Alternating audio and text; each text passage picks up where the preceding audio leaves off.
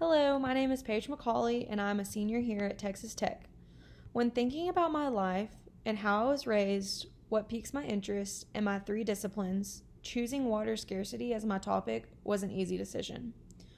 Growing up around cattle and crops really shows you the importance of water. On top of that, my interests and disciplines are health and nutrition based, which is highly important in relation to fresh water.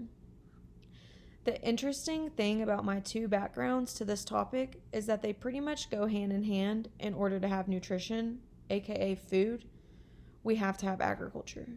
So both of these disciplines and backgrounds are highly important when talking on fresh water and water scarcity. Anyways, enough about me. Let's jump in. So first and foremost, let's touch on what a watershed is. A watershed is the land in which sheds water. Also known as water runoff, is shed or drain, for another word, into a particular body of water. I mentioned this through my paper as well, but the topic really made me think of The Lorax by Dr. Seuss. Most have probably read the book, seen the movie, or at least heard of it. The Lorax is about a character called the Onceler. Throughout the book, the Onceler doesn't take care of his water source in his town, which causes all the animals to lose and leave their home. This is a great illustration to show us the importance of our water and watersheds. It helps really highlight the importance of protecting what we do have before it's too late. If we take the correct steps to make sure it remains clean and sourceful, then we can continue to have comfort in knowing we're properly watering our crops and animals for nutrition for ourselves. A lot of people do not pay attention to the facts and behind the scenes on fresh water and water scarcity and have literally no idea how they play a role in it. It always just starts with one person, from using only the necessary amount of water, reusing water when proper and sanitary, turning off the running water when not being used, showering shorter periods of time, and washing larger loads instead of smaller loads. And then, another good one is steaming your veggies instead of boiling them. There's a lot more. All of these steps can help us ensure that future generations have water. Let me break it down for you how much water can easily be used.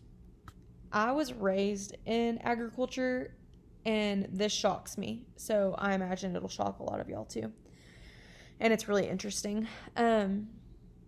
So in a journal article by Nature, this was written in 2008, so I imagine it's only gotten worse since then. But it says that it takes 15,500 liters of water to produce 1 kilogram of beef. Do you know how much 1 kilogram of beef is? That's 2.2 pounds. When you go to the grocery store and you buy hamburger meat, or ground turkey or anything, but hamburger meat is what we're going to talk about right now, they usually sell it in 1 pound packages. So 15,500 liters of water to produce 2 of those. That's insane. On top of that, do you know how much the average beef or cow weighs? 1,400 pounds. That's a lot of water to produce that much beef. On top of that, it takes 10 times that much to produce 1 kilogram of wheat. Last fact mentioned in this article is that on average, Americans easily use 500 billion liters of water a day, which is roughly 40 million bathtubs full of water a day. That's insane. A lot of the articles I pulled from focus on the importance of water for agriculture. Without water, we don't have agriculture, and without agriculture, we don't have food. That is one of the most important things to realize, I personally think. Okay, so now let's focus on watersheds. With a watershed comes a water quality management plan. A what? I'm sure that's what a lot of y'all are saying, because that's even what I kind of said whenever I first started reading into this. There are different plans for different communities. I'm going to touch on 2 of them, because this is what obtains to us and what's important for us to know in Lubbock, and even I'm from a smaller town. I'm from a small town in between here and Dallas. Many of you probably passed through it if you're from Dallas. It's tiny. And so this covers for me, this covers for people in Lubbock, for surrounding counties of Lubbock, for anything about this size, mainly. There is a urban side of the plan, and it's there to implement water-saving restrictions by limiting outside uses of treated water supplies. So like watering your lawn, playing in the sprinkler, washing your car, etc. Doing that stuff helps educate people on water conservation practices that could impact the household, the community, and possibly worldwide. The agriculture side of the plan is there to ensure that proper stocking and grazing of the lands that make up the watershed is taking place. It addresses the specific problems that farmers and ranchers might face and gives them solutions to prevent offsite impacts caused from runoff. Speaking of runoff, most sources I found were positively linked with helping agriculture, but in the Journal of Environmental Planning and Management, it talks a lot about agriculture and runoff production going hand in hand. It talks about runoff from a ranch or farm being contaminated due to fecal matter running off in the water too. In Culture, Agriculture, Food, and Environmental article, it actually calls it agriculture runoff pollution, which isn't something that we want to be known for. The positive to this is there's a pollution abatement system plan, which is when all measures are taken to prevent or protect against pollution. So for farmers and ranchers, the solution is planning.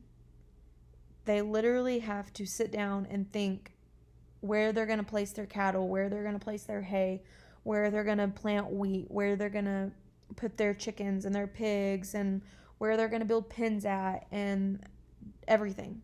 They have to make out a waterway map, is what it would be called, to where the water runs and keeps manure away from the runoff, helping to make sure there's no runoff being polluted. The pollution abatement system also helps restore already polluted waters. It serves as a tool to help local government agencies find science-based information to provide to citizens so they can identify the problem and take action. One of my favorite articles while researching for this paper was actually the Journal of Environmental Planning and Management, because it talks a lot about language. I think language barriers are very real and something that needs to be talked on and evaluated more often. For example, have you ever been in a group of people who all take an interest in the same thing or all work at the same job, except you? You're the one person who doesn't. And you're the only one who doesn't have the job language that they do. By that, I mean when they start talking about their job and using particular language and particular lingo and particular language, it puts up a language barrier for you where you don't understand what they're saying, and you can't participate in conversation, and you can't engage because you have no idea what's being said, pushing you to block out what they say and not care about it, which I think happens a lot with agriculture. People aren't educated and don't understand due to the language barrier, so they just don't take an interest in it, and it causes problems like water pollution because nobody's knowledged in it. And so I think this article was super important and and very interesting because it talked a lot about the language barrier there and broke down a lot of information that I feel like could be really useful to other people. In Environmental Science and Pollution Research International Journal, it goes into detail on the importance of water quality on our health.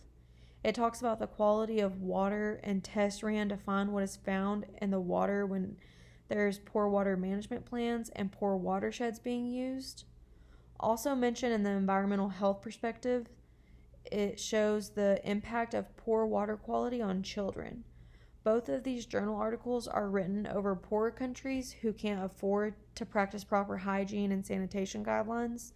But let's just say that it was a lot like ranches and farms, that they were being polluted with manure. Kind of the same thing for poor countries. They don't have as good of hygiene and sanitation guidelines, so a lot of human fecal matter was found in the water sources for poorer countries due to a poor watershed and water management plan. So let that just sink in for a minute. If we didn't have a good watershed and good water management plan, more than likely the water we bathe with, the water that we water our lawn with, if you've ever taken a drink out of a water hose, as gross as some of y'all might think that is, if you've ever played in the water outside as a kid or anything, if we didn't have a good watershed and water management plan, then more than likely our water would have human fecal matter and no telling what else in it. Along with that affecting our health, there's also a lot that affects our internal health as well. Water scarcity threatens food security, and without proper water amounts and unsanitary water to clean our foods with, can you imagine what we would be eating even if we get to eat due to the lack of growth we would have because of the lack of water? What a sad, sad world it would be. We think 2020 is this bad and sad year, but think of 2020 on steroids almost. It would be COVID with no food, because with no food and no nutrition, could you imagine how bad our immune systems would be too? Causing us to catch every virus, every sickness, everything that comes our way. That is what the world would honestly turn into. There are many different takes on water scarcity and hundreds and millions of articles out there to read over it about. All in all, fresh water is important, and so are watersheds. If you get anything at all from this video, let it be this. Without proper watersheds and without taking care of the water we don't have, leaves us with no water. No water means no food or drinking water. No food and drinking water means we die. It's honestly as simple as that. As cruel and harsh as that sounds, our water is what keeps us alive and healthy. Take care of it now while we have it so we can pass it to our future generations and allow them to stay healthy and alive too. The last thing I will say, or quote, I guess, is the Lorax one last time. Unless someone like you cares a whole awful lot, nothing is going to get better. It's not. Thank you, and I hope you learned and enjoyed something from this.